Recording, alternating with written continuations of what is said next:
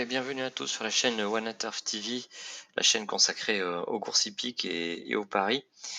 Eh bien écoutez, ça y est, on y est. Aujourd'hui, on est le dimanche 4 octobre 2020, journée d'Arc de Triomphe sur l'hippodrome de Longchamp. Voilà, donc je pense que beaucoup d'entre vous et beaucoup de sportsmen sont impatients de voir un petit peu tout ça cet après-midi, et notamment de voir les chevaux en découdre dans un terrain qui sera très pénible, hein, officiellement annoncé à 4-6 ce matin. Donc on a pu voir hier notamment que la piste était très lourde. Petite différence pour aujourd'hui, la liste sera placée à 0 alors qu'elle était à 17 mètres hier, ce qui entraîne quand même une petite différence. Faudra quand même voir comment ça se passe lors des premières courses, notamment sur le fameux tapis roulant qu'on décrit bien souvent à Longchamp côté corde. Ça reste à voir quand même, il faudra faire attention et rester un petit peu prudent.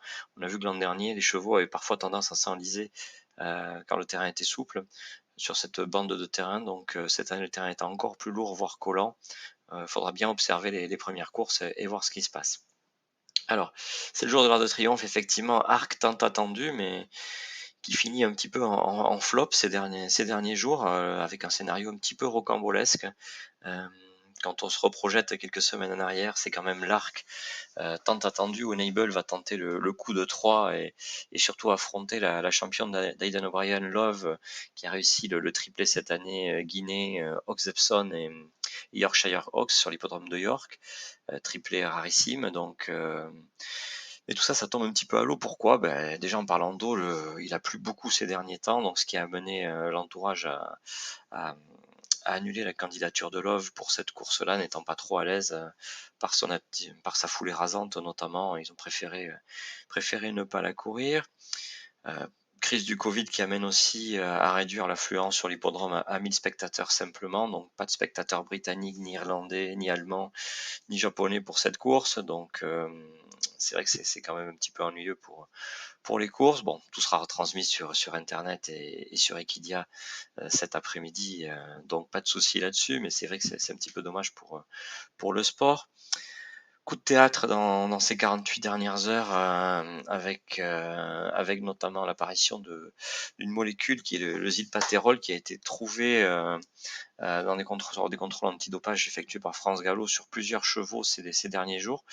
Alors, ça vient visiblement de l'alimentation qui est fournie aux chevaux et d'une contamination qui aurait eu lieu dans l'usine de production notamment toute l'écurie O'Brien, que ce soit Hayden ou Joseph, ont déclaré leur chevaux forfait pour ce dimanche, qui fait en tout 11 non partants, ni plus ni moins que 4 dans la grande course de l'Arc de Triomphe. Donc la course se retrouve un petit peu estimée avec seulement ici Unable en tant que championne face à d'autres candidatures qui sont pas négligeables, mais qui sont un petit peu moindres, on va dire.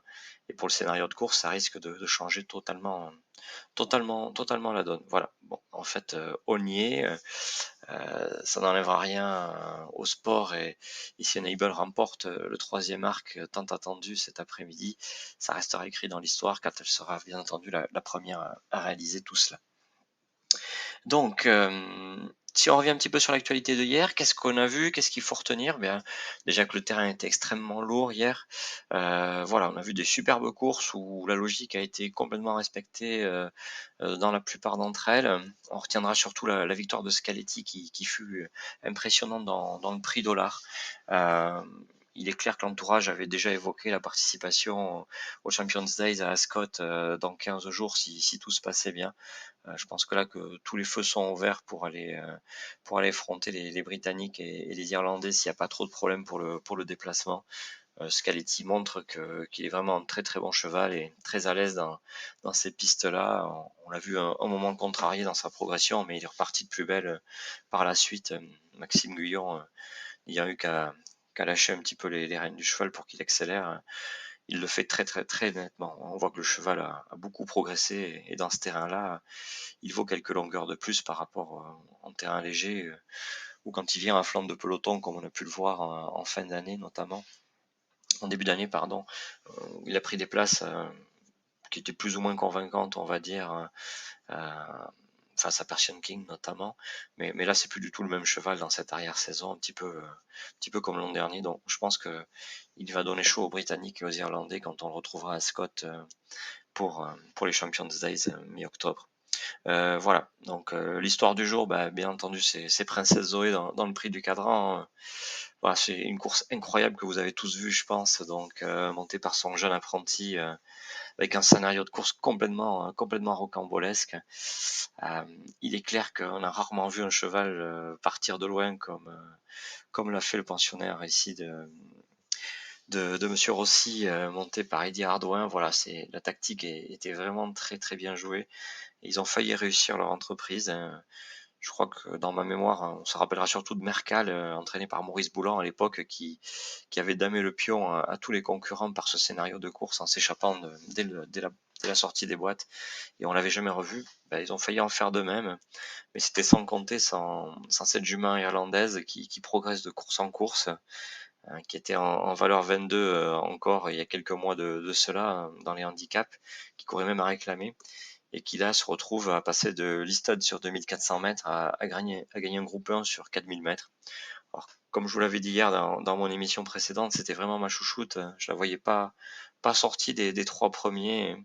Et on a pu lire aussi dans les colonnes de Racing Post que son entourage était depuis une semaine vraiment très confiant et qu'il se voyait pas battu dans cette course-là tellement elle avait bien travaillé. Et son jeune jockey ne s'est pas posé beaucoup de questions. Il a su être patient, hein, donc on l'a vu monter une très belle course à l'image d'un Olivier Pellier des grands jours, d'un Francky Dettori, avec une patience incroyable et venir ajuster sur le poteau le pensionnaire de Monsieur Rossi. Donc c'était vraiment très bien joué.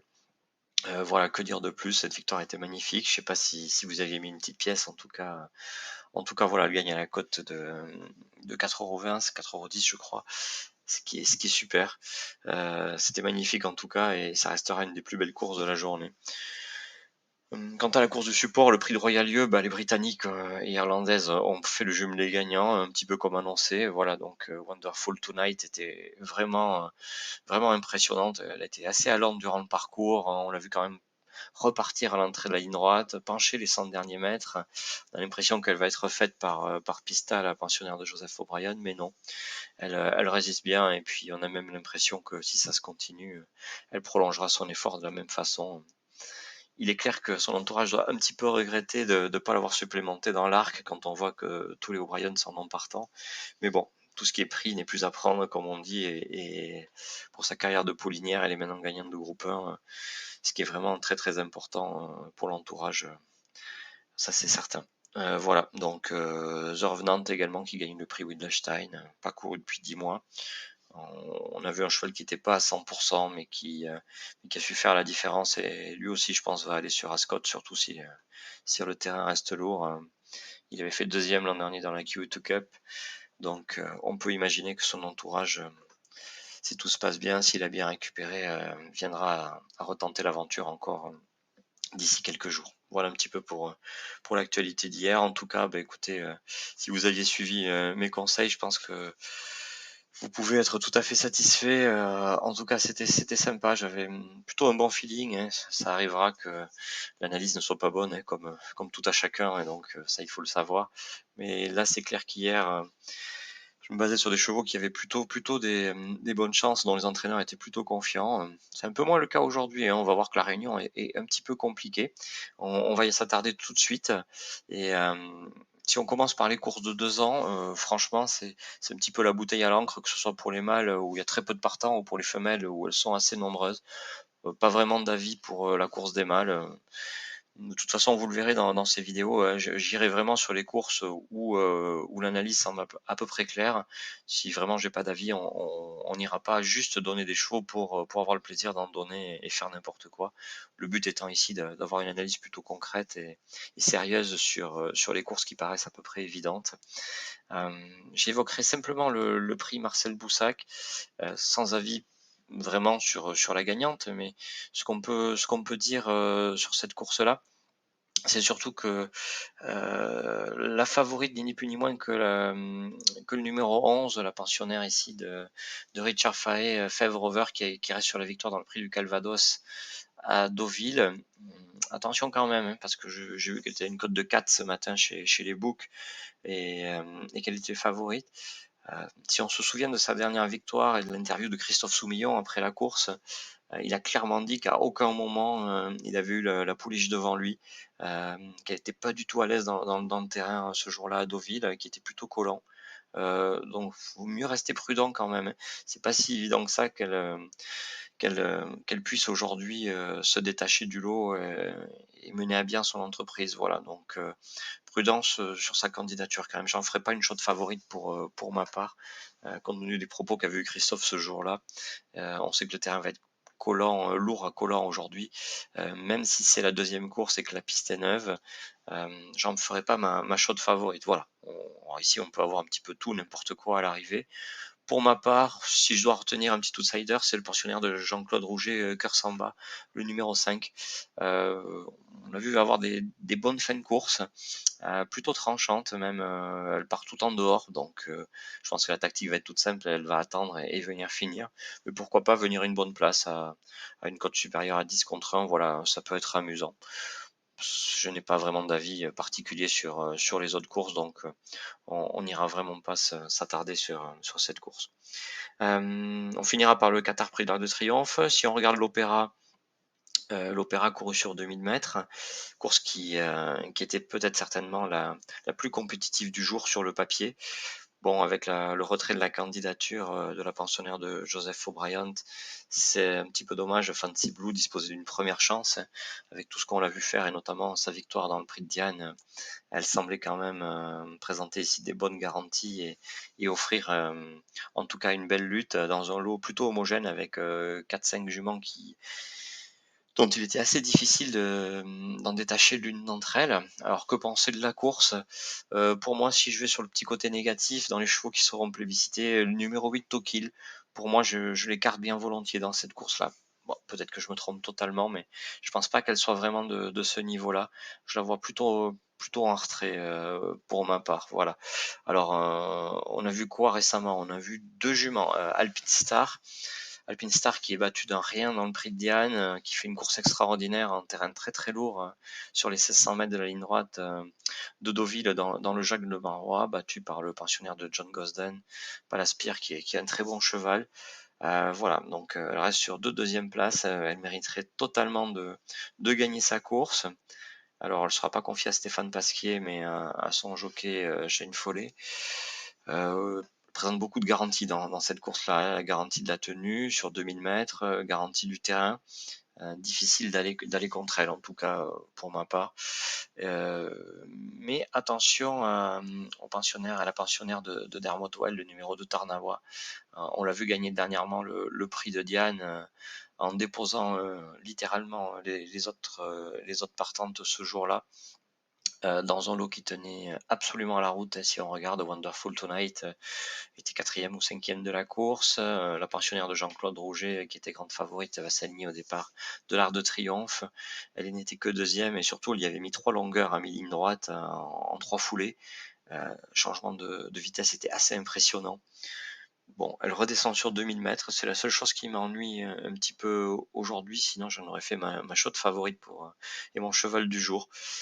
Ça sera pas le cas car le terrain est quand même lourd à collant. Elle a déjà quelques perfs en Irlande là-dessus. On sent que la jument progresse en tout cas. Elle va attendre et finir. Christophe est dessus, donc je suis pas trop inquiet pour qu'il lui donne un bon parcours. Corde 14, bon, ben, c'est un mal pour un bien, hein. De toute façon, elle a fait le tour des autres la dernière fois. Voilà, en tout cas, si Alpine Star doit être battue, ça sera par Tarnawa. Et pour une troisième place, pour chercher une petite cote, on s'attardera sur la candidature du numéro 5 Ambition, pensionnaire du sud-ouest ici, qui a montré de belles dispositions à ce genre de piste, en digne fille du Baoui. Voilà, j'en ferai ma troisième candidate. Et un point d'interrogation sur le numéro 1 Grand Glory, très décevante l'autre jour, alors que je lui voyais une première chance dans le privé. Dans le prix Vermeil, elle a tiré énormément. Si elle fait la même chose aujourd'hui, bon, autant vous dire que les carottes seront cuites très rapidement, mais ça reste un peu un X. J'irai pas vers elle en tout cas aujourd'hui, mais bon, reste à surveiller quand même si elle n'est pas capable de nous refaire un truc. Voilà. Donc Tarnawa, si les 2000 mètres sont pas trop courts, oui, elle peut aller chercher Alpinestar. Mais on est au entrée ici, ce sont les deux favorites dans ce prix de l'Opéra. Alors, prix de l'Opéra, ensuite le prix de l'Abbaye. Prix de l'Abbaye, course de Britanniques et d'Irlandais par excellence. Et donc, voilà, donc on n'a pas le grand champion cette année au départ, qui avait sombré corps et âme l'an dernier sans avoir d'action. Le pensionnaire d'Andamal Maktoum n'avait pas du tout fait sa course. Alors qu'est-ce qu'on peut retenir cette année? Qu'on retrouve la gagnante de l'an dernier, Glass Slippers. Elle a tiré un bon numéro de corde. Bon, je pense qu'il n'y a pas cherché beaucoup plus loin. C'est vraiment le cheval de la Réunion, à une cote aux alentours de 3. Voilà. Que dire de plus? Pour moi, sur ce qu'elle a montré cette année, elle n'a fait que progresser. Elle n'était pas tout à fait prête en début de saison suite au confinement. On l'a vu progresser dernièrement et s'imposer brillamment. Elle est très vite en jambes, donc elle peut facilement essuyer un numéro de corde un petit peu en dehors et se porter aux avant-postes. On a même vu que sur la piste de Longchamp dernièrement, des chevaux gagnaient en pleine piste sur ce 1000 mètres. Donc je suis pas trop inquiet. Elle va dans le terrain, elle va un peu dans tous les terrains. Le seul concurrent capable de lui damer le pion, c'est le concurrent irlandais qui est pas si heureux que ça la dernière fois, le numéro 3, Make a Challenge. Voilà, monté par James Doyle, qui s'élance en dehors lui aussi. Voilà, c'est l'un ou l'autre, mais ma préférence ira quand même sur Glass Slippers dans cette course-là, avec un jumelé avec le pensionnaire ici de Davy Hogan, monté par James Doyle, Make a Challenge. Voilà, on l'a vu progresser, pas très heureux le dernier coup, il peut finir pas trop loin. Pour une troisième place, c'est Stylo Jet, avec un numéro en dedans, une course un petit peu patiente, peut être le candidat tout à fait désigné. Voilà, en tout cas, c'est mon cheval du jour aujourd'hui, c'est Glass Slippers dans, dans, ce, dans ce prix de l'abbaye de Longchamp. Prix de la forêt, 1400 mètres, nouvelle piste. Alors pas trop de partants cette année, mais on retrouve en tout cas le champion d'André Farbe, Earthlight. Earthlight, c'est un fils de Chamardal, hein, comme je vous le disais hier, attention avec le terrain. C'est un très très bon cheval. On l'avait vu un petit peu moins à l'aise dans le prix Morny l'an dernier en terrain très lourd. Terrain qu'il va retrouver aujourd'hui, donc au départ, j'en faisais mon favori, même s'il a été battu cet été dans le prix Maurice de Guest. L'autre jour, il gagne vraiment facilement, hein, comme le disait Michael Barzalona après la course, un cheval qui gagne vraiment du minimum tout le temps, qui est un petit peu froid maintenant. Ça reste quand même le cheval de la course, à condition que le terrain ne l'embête pas trop. On a vu Trop Beau finir vite l'autre jour, mais cette génération de 3 ans m'inspire que faiblement, et surtout chez les femelles. Donc peut-être qu'elle pourra prendre une petite place. Pour moi, c'est quand même pas une concurrente sérieuse pour la gagne, en tout cas face à Earthlight. On s'attardera plus sur la tenante du titre One Master, qui a gagné les 2 dernières années et qui tente un triplé. Donc elle a l'aptitude, elle a le jockey, elle connaît le parcours par cœur. C'est clair que c'est le coup sûr dans les 3 premiers. Voilà, donc rien de très original. Est-ce qu'elle a l'aptitude pour battre un cheval comme Earthlight, qui me semble quand même être quand même un petit peu supérieur au papier avant le coup? Ça reste à voir. Il y a des plus et il y a des moins. One Master aura le terrain que Earthlight n'aura pas. Donc ça reste un petit peu un match dans le match. Un cheval britannique qui va bien dans ce terrain-là, c'est le numéro 2, Safe Voyage, qui avait montré l'an dernier à Ascot en fin d'année qu'il était très à l'aise en terrain lourd. Pour ma part, je pense que son objectif, c'est plutôt Ascot dans quelques jours, donc j'en ferai pas un show favori en tout cas. Voilà, donc je reste plutôt concentré sur One Master, mais tout en ayant une préférence sur Earthlight quand même. Je le vois gagner ce prix de la forêt, malgré le terrain. Voilà pour cet autre groupe 1. Alors on va aller maintenant sur le classique de la journée par excellence, le prix de l'Arc de Triomphe. Alors prix de l'Arc de Triomphe, décimé comme on l'a vu, hein. Difficile de trouver une opposition à Unable dans cette course-là, donc on sait qu'elle tente le coup de 3. On lui souhaite de réussir, bien entendu, pour la beauté du sport. Si vous m'aviez demandé mon avis il y a quelques semaines de ça, je vous aurais dit Unable sera battu dans l'arc. Pour ma part, je ne voyais que Love pour cette course-là, vu ses performances de l'année. Même si beaucoup disent qu'elle n'a rien battu, la façon de faire en tout cas est assez impressionnante. Et je pense que n'hésitez pas à la suivre dans ses prochaines courses.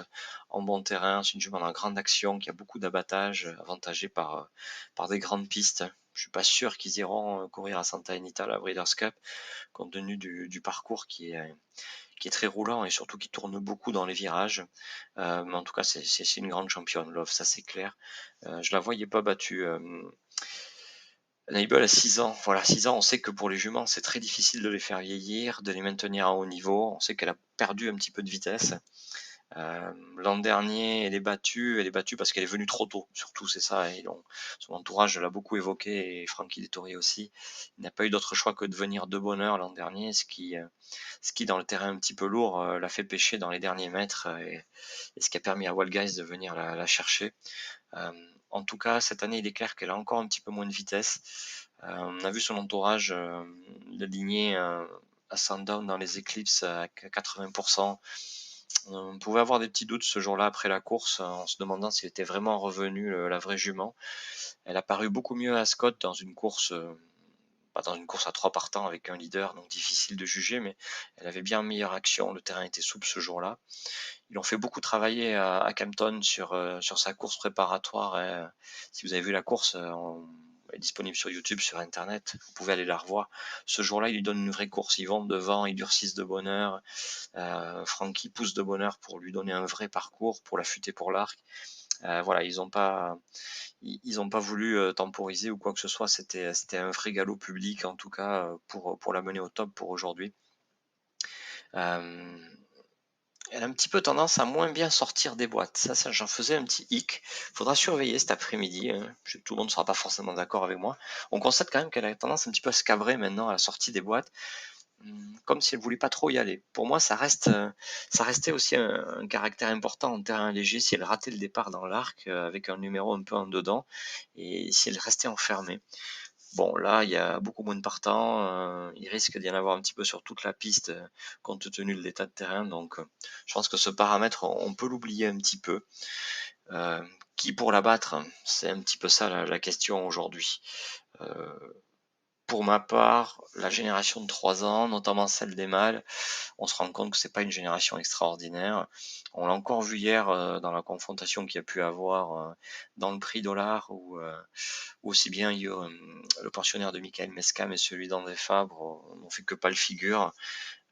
Difficile de donner beaucoup de crédit.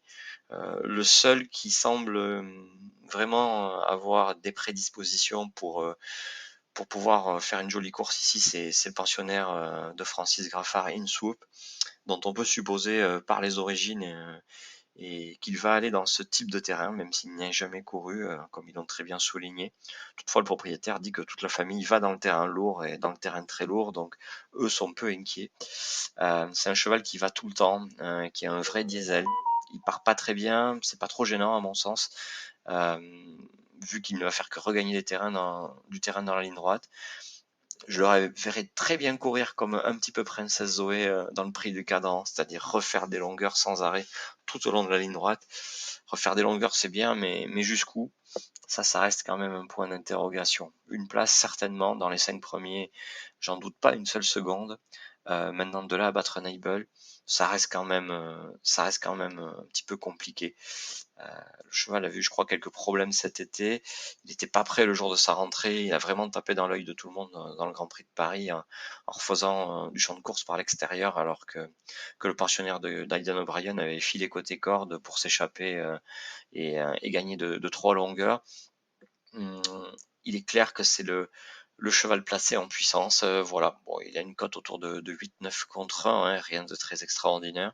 Mais c'est clair qu'en tout cas, c'est à mon sens dans les 3 ans le seul qui peut donner un petit peu de piment à cette course.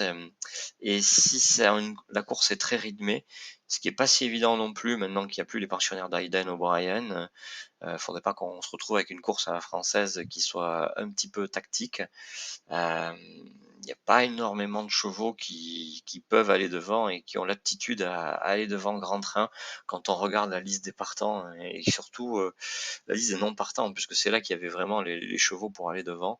Rabia est une jument qui attend, qui a plutôt une bonne pointe de vitesse. InSoup est un attentiste, il sort pas très bien des boîtes. Shashnak, c'est pas un cheval pour aller devant. Goldtrip non plus.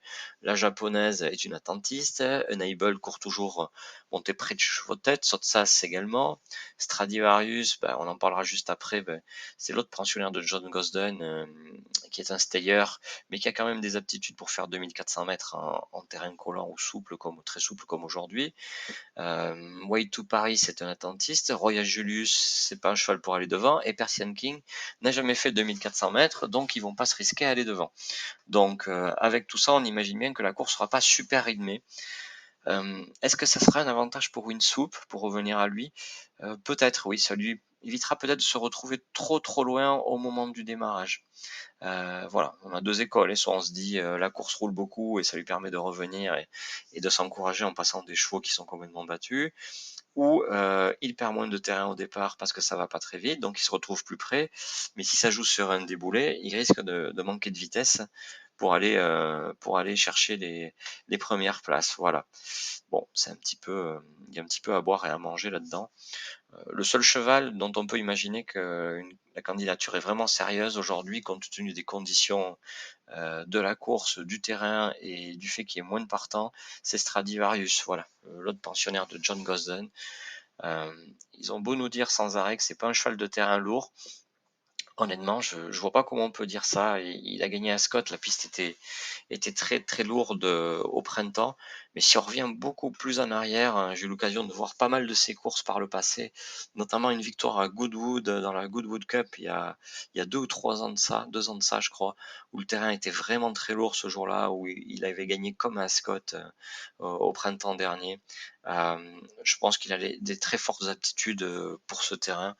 Euh, je pense que l'entourage se fétiche un petit peu en disant que c'est vraiment un cheval de bon terrain. Euh, Au départ, j'en aurais pas fait un cheval d'Arc de Triomphe pour ma part, mais euh, comme l'histoire m'a fait mentir, à chaque fois que j'ai dit que les Steyr n'étaient pas des chevaux d'arc, Order of St. George a pris une place dans l'arc il y a quelques années. Verstamer avait fait une très belle course, avait failli battre mon jeu, qui est un de mes chevaux de cœur, à l'époque. Donc que dire, les statistiques vont pour les Steyr, et qui plus est dans ce genre de terrain, dont Stradivarius semble le coup sûr dans les 3 premiers dans cette course-là. Et c'est même pour moi le seul cheval qui peut battre Nibel dans la course. Voilà, le jumelé Gosden semble un petit peu vraiment affiché. Voilà, que dire des autres chevaux? Ben oui, il y a 5 placés à envisager, donc il y en aura forcément plusieurs qui vont faire l'arrivée. De là à dire lequel a plus d'avantages que d'autres, ben, on le saura surtout après la course, malheureusement. Pour moi, c'est plutôt InSoup qui fait le troisième en puissance. Mais tout ça, ça restera des favoris quand même dans la course. Voilà. Est-ce que Nibel va gagner? Je lui souhaite. Est-ce qu'elle est intouchable? Je n'en suis pas certain, mais compte tenu de la valeur du lot, c'est clair qu'elle dispose de la première chance, notamment par l'absentéisme de beaucoup de champions. Les 3 ans, pour ma part, j'en veux pas trop, à part une soupe. Euh, le terrain aurait été bon, j'aurais accordé du crédit à la pensionnaire de Jean-Claude Rouget, Rabia, qui a toujours été très estimée. Mais là, dans ce terrain-là, c'est pas si évident que ça d'imaginer qu'elle puisse passer une pointe de vitesse percutante. Voilà, donc on peut tout imaginer pour les places. Juste pour conclure, on sait que l'entourage de Jean-Claude Rouget est très confiant avec Sotsas. Oui, bah, je suis pas aussi convaincu que ça de mon côté. Franchement, l'autre jour, si vous avez vu sa course en Irlande, il a un parcours de rêve. Il a le même parcours que quand il gagne le prix du Jockey Club l'an dernier. C'est-à-dire que devant le Godolphin et l'O'Brien sont tous les deux botte à botte toute la course.